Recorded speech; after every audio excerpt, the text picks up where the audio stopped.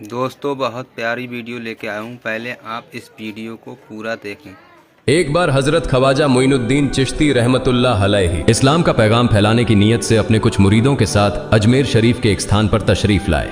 जिस मुकाम पर हजरत ख्वाजा मोइनुद्दीन चिश्ती रहमतुल्लाह अलैहि ने क़याम किया, वहां के करीब ही एक बड़ा तालाब था जिसे स्थानीय हिंदू लोग अनासागर कहते थे। उस दौर में इस तालाब की वुसात और पवित्रता के कारण हिंदू समाज में इसका बहुत एहतराम किया जाता था। उनका यह अकीदा था कि जो शख्स दिन भर गुनाह करने के बाद इस तालाब में गौस्ल करता है, उसके तमाम गुनाह धुल जाते हैं। इसी वजह से वे इस तालाब को हमेशा दियों से सजाए रखते थे। कहा जाता है कि इस तालाब में हर रात दिए जलाने के लिए तकरीबन 3 मन तेल की जरूरत होती थी। तालाब की पवित्रता के कारण वहां सभी हिंदुओं को दाखिल होने की इजाजत नहीं थी। सिर्फ आला तबके के ब्राह्मण ही वहां गौस्ल कर सकते थे और तालाब के पानी को छू सकते थे। उनका यह मानना था कि अगर ब्राह्मणों के अलावा कोई और तालाब के पानी को छू ले तो पानी नापाक हो जाएगा। हजरत ख्वाजा मोइनुद्दीन चिश्ती रहमतुल्लाह अलैहि और उनके मुरीद लंबे सफर से थके हुए थे। कुछ देर आराम फरमाने के बाद जब नमाज का वक्त हुआ तो ख्वाजा मोइनुद्दीन चिश्ती रहमतुल्लाह अलैहि ने हजरत बख्तियार काकी रहमतुल्लाह अलैहि को अजान देने का हुक्म दिया। हुक्म पाकर हजरत बख्तियार काकी रहमतुल्लाह अलैहि ने अजान देना शुरू किया। उस वक्त हिंदुस्तान में तौहीद का पैगाम और अजान के अल्फाज किसी ने नहीं सुने थे। जब लोगों ने पहली बार अजान के अल्फाज सुने तो उनके दरमियान हलचल मच गई। लोग अपने घरों से बाहर आकर एक दूसरे से कहने लगे, ये फकीर लोग कहां से आ गए और ये क्या पढ़ रहे हैं। अजान खत्म होने के बाद हजरत ख्वाजा मोइनुद्दीन चिश्ती रहमतुल्लाह अलैहि और उनके साथियों ने अनासागर तालाब पर जाकर वुजू करना शुरू किया। जब हिंदू पुजारियों ने देखा कि एक अजनबी दरवेश उनके मखसूस तालाब का इस्तेमाल कर रहा है तो उनके दिल में गुस्से की आग भड़क उठी। एक पुजारी बोला, यह दरवेश कहां से आ गया? बिना हमारी इजाजत के इसने हमारे पाक तालाब को हाथ लगा दिया। हम इस तालाब को कितना मुकद्दस मानते हैं और इन मुसाफिरों ने इसे नापाक कर दिया है। इसका कोई हल निकालना ही होगा। इसके बाद हजरत ख्वाजा मोइनुद्दीन चिश्ती रहमतुल्लाह अलैहि ने तमाम साथियों के साथ मिलकर जमात के साथ नमाज अदा की। लोग ये मंजर देखने लगे और कहने लगे, ये तो कोई अजीब फकीर है। हमारे मंदिरों में सब देवी देवता मौजूद हैं और ये उनकी इबादत न करके किसी नए खुदा की इबादत कर रहा है। अगर मंदिर के बाहर भी कोई खुदा है तो उसे भी मंदिर में रखा जाना चाहिए ताकि लोग उसकी भी पूजा कर सकें। शाम ढलने लगी। शाम होते ही राजा पृथ्वीराज के ऊंटों के चरवाहे अपने ऊंट लेकर उस जगह पहुंचे। इत्तेफाक से हजरत ख्वाजा मोइनुद्दीन चिश्ती रहमतुल्लाह अलैहि उसी जगह पर तशरीफ फरमा थे जहां आमतौर पर राजा के ऊंट आराम किया करते थे। चरवाहों ने देखा कि एक दरवेश का काफिला उनके मुकाम पर आकर बैठा है। उन्होंने हजरत ख्वाजा मोइनुद्दीन चिश्ती रहमतुल्लाह अलैहि और उनके साथियों से कहा, अरे फकीर बाबा, आप कहां से तशरीफ लाए हैं और यहां आकर बैठ गए? क्या आपको मालूम नहीं कि यहां रोजाना राजा पृथ्वीराज के ऊंट आराम फरमाते हैं? राजा के ऊंट यहां आराम करते हैं। ये जानते हुए भी आपने यहां बैठने की जुर्रत कैसे की? हजरत ख्वाजा मोइनुद्दीन चिश्ती रहमतुल्लाह अलैहि ने उन चरवाहों को नरमी से जवाब दिया, बाबा, हम मुसाफिर हैं और अनजान हैं। हमें मालूम नहीं था कि इस मुकाम पर राजा के ऊंट आराम करते हैं। चूंकि हम पहले ही यहां रात गुजारने का इरादा कर चुके हैं, तुम अपने ऊंटों को आज किसी और जगह आराम देने ले जाओ। आसपास बहुत सी जगहें हैं। हजरत ख्वाजा मोइनुद्दीन चिश्ती रहमतुल्लाह अलैहि का जवाब सुनकर पृथ्वीराज के चरवाहे बोले, फकीर की हिम्मत तो देखो, कहता है कि राजा के ऊंटों को कहीं और ले जाएं और खुद यहां बैठे रहेंगे। फकीर बाबा, यह तो हरगिज मुमकिन नहीं है। राजा के ऊंट अपने ही मुकाम पर बैठेंगे। यह कहकर चरवाहों ने हजरत ख्वाजा मोइनुद्दीन चिश्ती रहमतुल्लाह अलैहि और उनके साथियों को वहां से उठाने के लिए दुर्व्यवहार करना शुरू कर दिया। हजरत ख्वाजा मोइनुद्दीन चिश्ती रहमतुल्लाह अलैहि बहुत ही सरल स्वभाव के थे। जब उन्होंने देखा कि चरवाहे दुर्व्यवहार कर रहे हैं तो उन्होंने बख्तियार काकी रहमतुल्लाह अलैहि से कहा, बख्तियार, हम यहां बैठकर क्या करेंगे? जब राजा के ऊंटों को यहीं बैठाना है तो रहने दो, ऊंट यहीं बैठे, हम यहां से जा रहे हैं। यह कहकर हजरत ख्वाजा मोइनुद्दीन चिश्ती रहमतुल्लाह अलैहि अपने साथियों के साथ वहां से चले गए। अगली सुबह जब ऊंटों को फिर से चरागाह में ले जाने का समय आया तो चरवाहे ऊंटों को उठाने की कोशिश करने लगे, लेकिन बार बार कोशिश के बावजूद वे ऊंटों को उठा नहीं सके, क्योंकि अल्लाह के वली हजरत ख्वाजा मोइनुद्दीन चिश्ती रहमतुल्लाह अलैहि ने कहा था कि ऊंट यहीं बैठेंगे। अल्लाह रब्बुल आलमीन ने उनकी यह दुआ कबूल कर ली थी और ऊंटों को आदेश दिया था कि जब तक मोइनुद्दीन चिश्ती खुद नहीं कहेंगे तब तक वे यहीं बैठे रहेंगे। इसके बाद चरवाहे ऊंटों के न उठने का कारण जानने लगे। उनमें से एक नेक चरवाहा था जिसने कहा, क्या तुम्हें याद है कि हमने कल यहां से एक दरवेश को उठाया था? जाते जाते उन्होंने कहा था कि हम जा रहे हैं, राजा के ऊंट यहीं बैठेंगे। मुझे लगता है कि उनके कहे शब्दों के कारण ही राजा के ऊंट उठ नहीं पा रहे हैं। शायद वह कोई बड़े वली हैं या अल्लाह का कोई अवतार है। इस बात को महामहिम राजा के समक्ष रखते हैं। इसके बाद चरवाहे पृथ्वीराज के पास पहुंचे और हाथ जोड़कर निवेदन किया, महाराज, हमने बहुत कोशिश की, लेकिन आपके ऊंटों को उनके स्थान से नहीं उठा सके और उन्हें चरागाह में घास चराने नहीं ले जा पा रहे हैं। राजा पृथ्वीराज ने आश्चर्य से पूछा, क्या ऊंटों को कोई बीमारी है जिस कारण वे उठ नहीं पा रहे? चरवाहों ने कहा, महाराज, ऊंट पूरी तरह स्वस्थ हैं, उन्हें कोई बीमारी नहीं है। पृथ्वीराज ने कहा, तो फिर वे अपनी जगह से क्यों नहीं उठ रहे? चरवाहों ने कहा, महाराज, कल उस स्थान पर एक दरवेश बैठे थे, हमने उनके और उनके साथियों के साथ काफी दुर्व्यवहार किया और उन्हें वहां से उठा दिया था। जाते जाते उन्होंने कहा था, राजा के ऊंट यहाँ बैठेंगे और उठेंगे नहीं। हमें लगता है कि दरवेश की बद्दुआ के कारण ही ऊंट अपनी जगह से नहीं उठ पा रहे हैं। तब पृथ्वीराज ने हुक्म दिया, अच्छा, जाओ और उस दरवेश को मेरे पास ले आओ। जब हजरत ख्वाजा मोइनुद्दीन चिश्ती रहमतुल्लाह अलैहि पृथ्वीराज के दरबार में पहुंचे तो पृथ्वीराज ने उनसे पूछा, ए दरवेश, आपने मेरे ऊंटों को क्यों पंगु बना दिया है? मेरे ऊंट भूखे मर रहे हैं, कृपया अपना जादू उनसे हटा लें। अगर जादू नहीं हटाया तो मेरे ऊंट भूखे मर जाएंगे। पृथ्वीराज की बात सुनकर हजरत ख्वाजा मोइनुद्दीन चिश्ती रहमतुल्लाह अलैहि मुस्कुराते हुए बोले, हे अल्लाह के बंदे, हम मुसलमान हैं और मुसलमान कभी जादू नहीं करते। तुम्हारे ऊंटों को मैंने नहीं बल्कि इस संसार के पालनहार महान अल्लाह रब्बुल आलमीन ने बैठाया है। उनकी आज्ञा से ऊंट बैठे हैं और उनकी आज्ञा से ही उठेंगे। लेकिन मैं उस सर्वशक्तिमान से प्रार्थना कर सकता हूं कि वह तुम्हारे ऊंटों को उठने की अनुमति दे। इसके बाद हजरत ख्वाजा मोइनुद्दीन चिश्ती रहमतुल्लाह अलैहि ने अल्लाह से दुआ की, हे अल्लाह, इन ऊंटों को उनकी जगह से उठने की तौफीक दें। हजरत ख्वाजा मोइनुद्दीन चिश्ती रहमतुल्लाह अलैहि की दुआ करते ही चरवाहों ने देखा कि ऊंट अपनी जगह से उठकर चरागाह की ओर बढ़ने लगे। यह दृश्य देखकर चरवाहे चकित रह गए और हजरत ख्वाजा मोइनुद्दीन चिश्ती रहमतुल्लाह अलैहि की करामत की खबर पूरे अजमेर में फैल गई। जैसे जैसे हिंदुओं के बीच हजरत ख्वाजा मोइनुद्दीन चिश्ती रहमतुल्लाह अलैहि की करामत की बातें फैलने लगीं और इस्लाम की महानता उनके सामने प्रकट होने लगी, मंदिर के पुजारी भयभीत हो गए। वे सोचने लगे, अगर यही चलता रहा तो सभी हिंदू मुसलमान बन जाएंगे।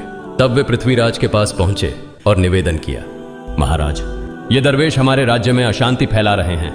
यदि आपने अभी इनका कोई उचित समाधान नहीं निकाला तो ये दरवेश सभी हिंदुओं को मुसलमान बना देंगे और तब हमारे देवताओं की पूजा करने वाला कोई नहीं बचेगा।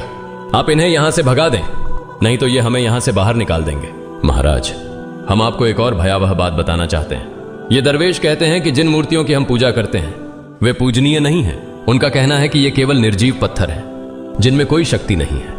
ये साधारण लोगों को इस तरह की बातें बताकर भ्रमित करना चाहते हैं। सबसे आपत्तिजनक बात यह है कि ये दरवेश हर दिन 5 बार हमारे पवित्र तालाब में हाथ लगाकर उसे अपवित्र कर रहे हैं। पुरोहितों की बात सुनकर पृथ्वीराज ने हजरत ख्वाजा मोइनुद्दीन चिश्ती रहमतुल्लाह अलैहि को बुलाया। जब हजरत ख्वाजा मोइनुद्दीन चिश्ती रहमतुल्लाह अलैहि उनके दरबार में पहुंचे तो पृथ्वीराज ने कहा, ए दरवेश, हम देख रहे हैं कि आप गोमाता का मांस खाते हैं और हमारे देवताओं का अपमान करते हैं। हमारे धर्म के बारे में तरह तरह की उल्टी सीधी बातें कर रहे हैं। हम यह सहन नहीं कर सकते। हम यह भी देख रहे हैं कि आप हमारे पवित्र तालाब को अपने अपवित्र हाथों से खराब कर रहे हैं। आप तुरंत हमारे देश से चले जाएं।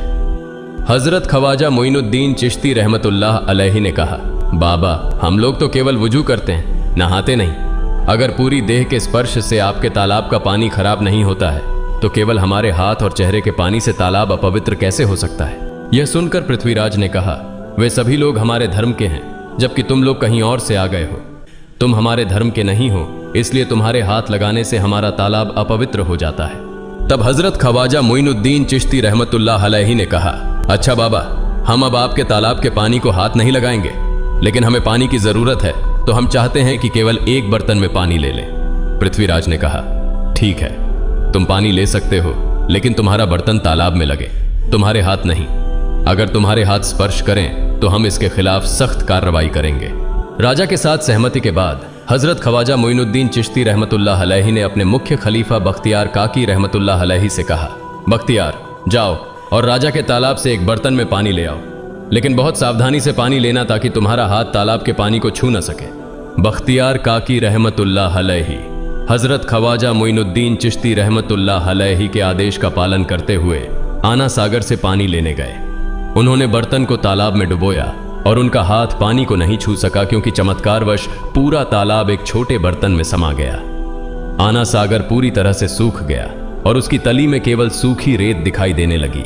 जब पुरोहितों ने देखा कि उनके पवित्र तालाब में एक भी बूंद पानी नहीं बची है और वह मरुस्थल की तरह सूख गया है तो वे घबराते हुए राजा पृथ्वीराज के पास गए और बोले, महाराज, यह तो भारी संकट हो गया है। पृथ्वीराज ने पूछा, क्या हुआ?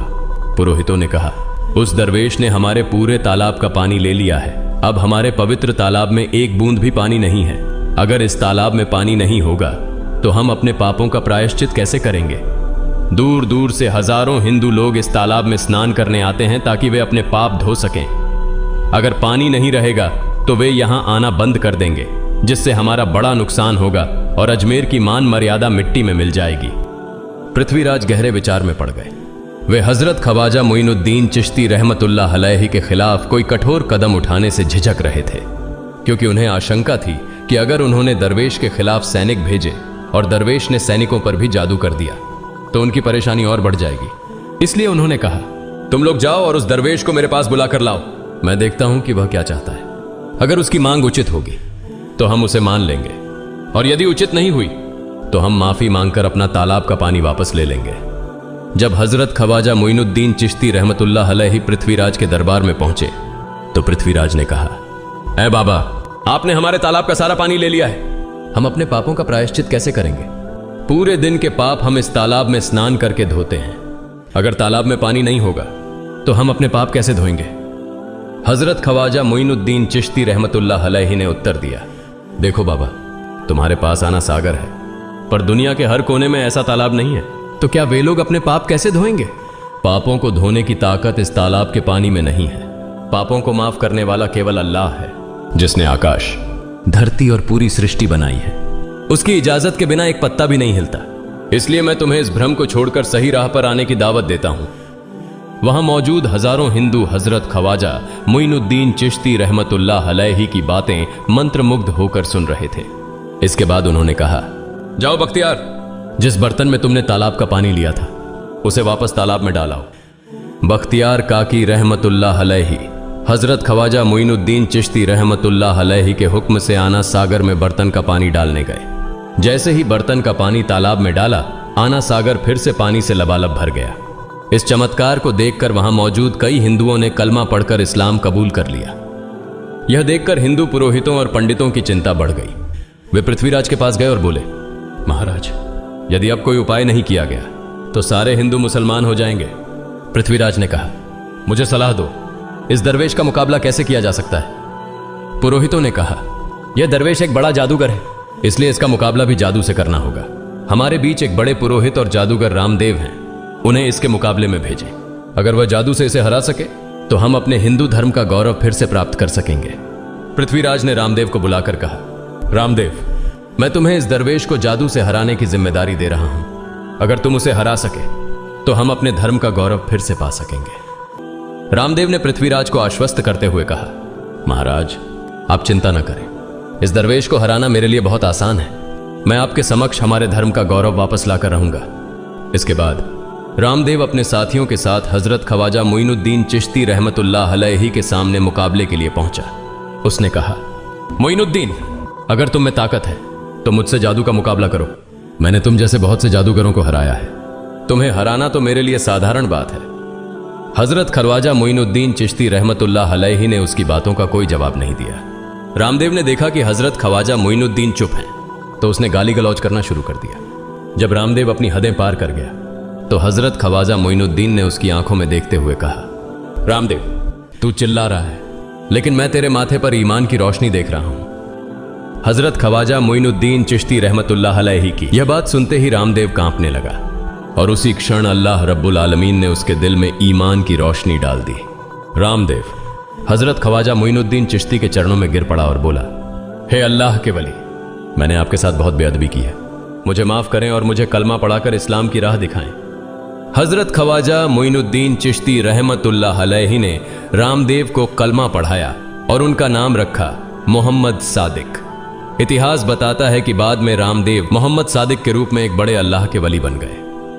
प्रिय पाठकों, सोचें, जो रामदेव हजरत ख्वाजा मोइनुद्दीन चिश्ती को पराजित करने आए थे, वही अब उनके हाथ में हाथ देकर इस्लाम की शांति की छांव में आ गए।